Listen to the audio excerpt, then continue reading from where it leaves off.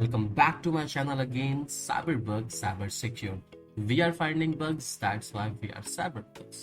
तो जैसे कि आपको पता है हमारा सिक्योरिटी एनालिस्ट का एक पूरा के पूरा कोर्स चल रहा है। तो आज का जो सेशन है ये है सेशन 4। ठीक है, अगर आपने तीनों सेशन नहीं देखे हैं तो प्लीज जा करके तीनों सेशन आप देखिए, तभी आपको आगे की चीजें प्रॉपर समझे। ओके, तो आज हम पढ़ेंगे appropriate ways of penetration testing कि कैसे appropriately penetration testing परफॉर्म की जाती है और क्या क्या उसके कॉमन एरियाज हैं। ठीक है, अब देखो, अब एक पेनिट्रेशन टेस्टिंग को परफॉर्म करने के लिए आपको पहले बिजनेस फ्लॉ समझना पड़ता है कि क्या एप्लीकेशन वर्क करता है और कैसे वर्क कर रहा है। ठीक है, तो उसके बाद में आप अपना स्कोप डिफाइन करो, किस एप्लीकेशन पे टेस्ट करना है, किस एप्लीकेशन पे टेस्ट नहीं करना है, वो भी आपको डिसाइड करना होता है डिपेंडिंग ऑन द ऑर्गेनाइजेशन। ठीक है, अब देखा जाए मार्केट में बहुत सारे ऑटोमेटेड पेनिट्रेशन टेस्टिंग टूल्स है। ठीक है, कुछ जो है वो ओपन सोर्स है, जैसे कि मैंने पहले भी कहा था नेसस। ठीक है, ये देखा जाए तो ये ओपन सोर्स तो नहीं है, लेकिन इसमें आपको 16 आईपीस टेस्ट करने को मिलती है। ठीक है, एक्यूनेटिक्स भी ओपन सोर्स नहीं है।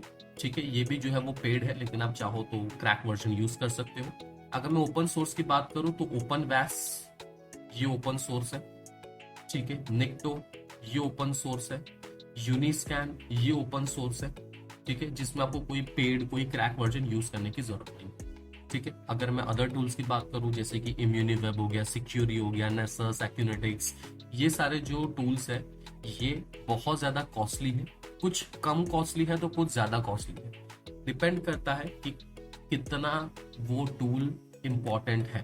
ठीक है, तो कुछ बहुत ज्यादा कॉस्टली मिलेंगे और कुछ बहुत ज्यादा कम कॉस्टली मिलेंगे। ठीक है, और ये टूल्स आपको खरीदने की जरूरत नहीं है, ये टूल्स आपको आपके ऑर्गेनाइजेशन खरीद के देगी। ठीक है, अगर आपको टेस्ट करना है, अगर आपको सीखना है तो आप क्रैक वर्जन यूज कर सकते हो जिसका अवेलेबल है। नेसस का तो आपको नहीं मिलेगा। ठीक है, एक्यूनेटिक्स का आपको मिल जाएगा। ओके, अब ऑटोमेशन टूल अगर मैं बात करूं तो ऑटोमेशन टूल सिर्फ और सिर्फ 45% कवर करती है आपकी वल्नरेबिलिटीज को टेस्ट करने में। ठीक है, लेकिन 55% जो है वो आपका डिपेंड करता है मैनुअल पेन टेस्ट। ओके, मैंने पहले भी कहा था कि ऑटोमेशन मैनुअल दो टाइप्स ऑफ टेस्ट होते हैं, लेकिन आपको ज्यादा तवज्जो जो है वो मैनुअल को ही देना चाहिए। ठीक है, अगर मैं अपने पर्सपेक्टिव बताऊं, ठीक है, मेरे जितना भी मैंने अब तक के अपने पेन टेस्ट के फेज में देखा है, मैं अपने करियर पे देखा है, अगर मैं वो बताऊं तो मैं कहूंगा कि 70% जो है वो आपका मैनुअल है। ठीक है, और 30% जो है वो आपका ऑटोमेशन। ये मैं अपने एक्सपीरियंस से बता रहा हूँ। ठीक है, लेकिन जो स्टैंडर्ड रूल है वो यही है 45-55। ओके, अब देखो ऑटोमेशन टेस्टिंग टूल्स में इश्यूज क्या होते हैं। ठीक है, वो आपको फॉल्स पॉजिटिव और फॉल्स नेगेटिव देते हैं। ठीक है, false positive and false negative का मतलब ये होता है कि जो आपके टूल्स है, सपोज टूल ने निकाला एक्सेस इंजेक्शन उस पर्टिकुलर वेबसाइट पे है, लेकिन जब हम लोग एक्सेस इंजेक्शन परफॉर्म करते हैं तो हमें कोई भी प्रकार का वल्नरेबिलिटी नहीं मिलती। इसका मतलब वो वल्नरेबिलिटी दिखाता जरूर है, लेकिन वो वल्नरेबल होता नहीं। ठीक है, और उसके अपोजिट एक और चीज अगर मैं बताऊं, फॉल्स नेगेटिव में, ठीक है, फॉल्स नेगेटिव मतलब एक्सेस इंजेक्शंस अगर प्रेजेंट है, लेकिन एप्लीकेशन दिखाएगा ही नहीं कि इंजेक्शन है या नहीं है। ठीक है, तो दो चीज होती है, या तो दिखाएगा और वल्नरेबल नहीं है, और अगर वल्नरेबल है तो दिखाएगा। ठीक है, उसी को हम लोग कहते हैं फॉल्स पॉजिटिव और फॉल्स नेगेटिव। अब इसी फॉल्स पॉजिटिव और फॉल्स नेगेटिव को जो फिक्स करता है और रिड्यूस करता है वो है आपका मैनुअल पेनिट्रेशन टेस्टिंग। इसीलिए 45% दिया गया है ऑटोमेशन को और 55 दिया हुआ है मैनुअल, ताकि दोनों चीजें जो है वो आपकी 100% कवर अप हो जाए। और एक चीज मैं बताऊं तो आप 100% सिक्योरिटी प्रोवाइड नहीं कर सकते हो। 100% टेस्टिंग अलग होती है, 100% सिक्योरिटी अलग होती है। 100% सिक्योरिटी अभी के टाइम में कोई भी पेन टेस्टर नहीं प्रोवाइड कर सकता। ठीक है, क्योंकि बहुत बड़े बड़े हैकर्स पड़े हुए हैं भाई दुनिया में। ओके, और दोनों चीजें इंपॉर्टेंट है। रादर वीएपीटी जब भी आप कर रहे हैं ऑटोमेशन और मैनुअल, आपको दोनों ही करना है। ठीक है, क्योंकि ऑटोमेशन से आपको आइडियाज मिल जाते हैं, पाथ मिल जाता है, आपको इंफॉर्मेशन मिल जाता है, फिर आप इजीली जो है वो मैनुअल पेन टेस्टिंग कर सकते हो। ठीक है, तो दोनों चीजें जो है वो आपको करना है। ओके, अब देखो, अब पेन टेस्टिंग के कुछ कॉमन एरियाज है। कॉमन एरिया यानी आपका होल इंफ्रास्ट्रक्चर। ठीक है, कि जो आपका अटैकर है वो कहाँ पे अटैक्स कर सकता है। ठीक है, तो पेन टेस्टिंग में कुछ कॉमन एरियाज होते हैं। सबसे पहला होता है आपका नेटवर्क पेनिट्रेशन टेस्टिंग। ठीक है, अब नेटवर्क पेन टेस्टिंग में आपका वायर्ड नेटवर्क हो सकता है। ठीक है, आपका वायरलेस नेटवर्क होता है जैसे कि वाईफाई। ठीक है, प्लस नेटवर्क में आपके प्रोटोकॉल्स होते हैं। कौन से प्रोटोकॉल्स ओपन है, जैसे कि SSH, FTP, SMB। ठीक है, ये प्रोटोकॉल्स को अटैकर अटैक करके देखता है कि कैसे उस पर टेस्ट। ठीक है, तो नेटवर्क पेनिट्रेशन टेस्टिंग में आपके जितना भी नेटवर्क का इंफ्रा है, वायर्ड, वायरलेस, इनफैक्ट फायरवॉल, फिर उसके बाद में एक्सेस पॉइंट, वाईफाई, हर एक चीज जो आपके नेटवर्क में है सारी की सारी होती है नेटवर्क पेन टेस्टिंग। ठीक है, फिर उसके बाद आते हैं web application pen testing. Web application pen testing में आपका पूरा के पूरा वेब एप्लीकेशन होता है, whether application is e commerce, banking sector, या फिर कमोडिटी ट्रेडिंग और trading, CTRM, commodity trading and risk management हम लोग इसे कहते हैं। ठीक है, या फिर स्टॉक मार्केटिंग, क्रिप्टो करेंसी। ठीक है, ये जितने भी एप्लीकेशंस होते हैं वेब एप्लीकेशंस, वो हमें टेस्ट करने पड़ते हैं। ओके, और वेब एप्लीकेशन में हमारे पास में वल्नरेबिलिटी की चेकलिस्ट होती है, जहाँ पे हम लोग XSS injection, SQL injection, IDOR, click jacking, security headers, सारे वल्नरेबिलिटीज टेस्ट करते हैं। देन आता है मोबाइल एप्लीकेशन। मोबाइल एप्लीकेशन में हमारे पास में दो चीजें होती है, एक है हमारा एंड्रॉइड और एक है हमारा iOS विच इज एप्पल। ठीक है, दोनों एप्लीकेशन को हमें टेस्ट करना पड़ता है इन अवर मोबाइल एप्लीकेशन। देन आता है API which is application program interface.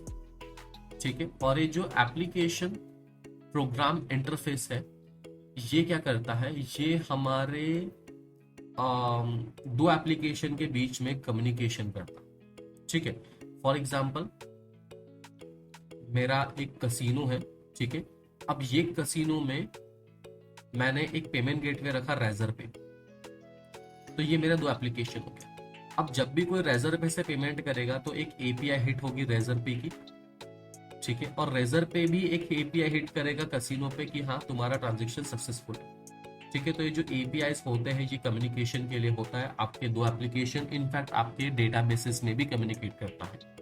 ठीक है, then social engineering penetration testing. ठीक है, जहां पे आप अपने ही एम्प्लॉयज के ऊपर टेस्टिंग करते हो। ठीक है, जैसे कि फिशिंग, ओके, विशिंग, फिर उसके बाद में स्मिशिंग। ओके, ये सारी ऐसी टेक्निक की जो आपके एम्प्लॉय के ह्यूमन के माइंड को टैकल कर सकते, इसको भी आपको टेस्ट करना पड़ता है। लेकिन ये काफी जगह पे नहीं है फिलहाल, क्योंकि बहुत से ऑर्गेनाइजेशन में सोशल इंजीनियरिंग की पेन टेस्टिंग नहीं होती है।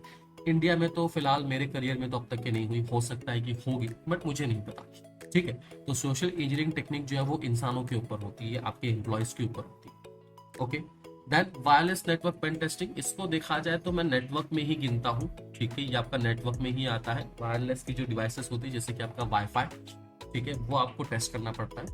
Then mobile devices, mobile devices mobile application से कई गुना ज्यादा डिफर करता है, क्योंकि मोबाइल एप्लीकेशन एक एप्लीकेशन है और मोबाइल डिवाइस एक सिस्टम है। ठीक है, जो भी आपका डिवाइस होता है ये आपका एक सिस्टम है। ठीक है, और देन उसके बाद में क्लाउड, जैसे कि आपका AWS, Azure या Azure जो भी आपका हो, IBM, गूगल क्लाउड। ठीक है, जितने भी वेबसाइट मोबाइल एप्लीकेशन आपके क्लाउड पे होस्टेड है, आपको क्लाउड की भी पेनिट्रेशन टेस्टिंग करनी पड़ती है। ठीक है, तो बेसिकली इतने टाइप्स के पेनिट्रेशन टेस्टिंग का इंफ्रास्ट्रक्चर होता है।